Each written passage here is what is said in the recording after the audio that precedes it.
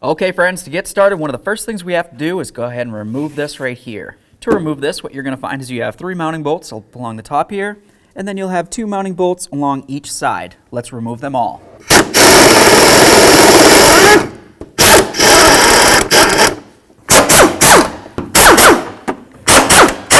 Now let's go ahead and get the breather hose off of here. You're going to find that it has a clip. Go ahead and remove that clip. There we are. Set this off to the side. Let's go ahead and grab one of these. We'll just wobble this around and get it right out of here. I'm just going to go ahead and remove these rubber bushings from the top of the radiator. Now the next thing we're going to do is remove the fan clutch from the water pump itself. To do that, I'm going to use this tool right here. Go ahead and get it onto the fan clutch nut down there. Turn it counterclockwise. Alright, now as we spin this off, you want to be very careful not to let it fall down and hit up against your radiator.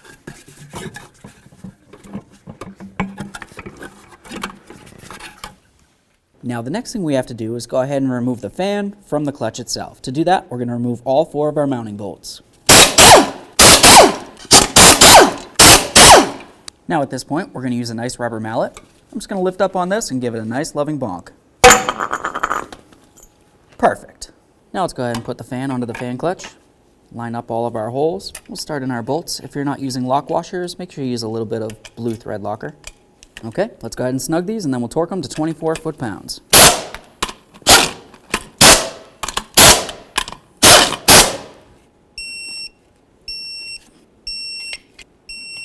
Okay, so now it's going to be time to get our fan and our fan clutch in here. Let's go ahead and slide it right down, line it up with the water pump, and then we'll go ahead and screw it on.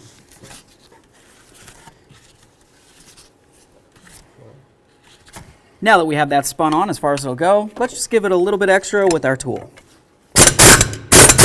Perfect. Now let's go ahead and grab one of these. I'm just going to carefully slide this under.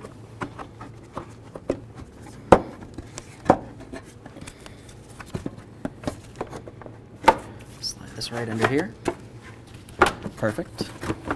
Now the next thing we want to do is reach down right between here. We're going to line up these holes and then put in our 2 bolts.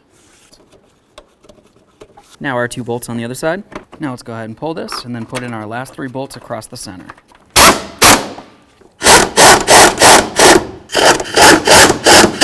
Let's go ahead and put on our overflow hose. Got our little clamp. Just make sure it's nice and tight.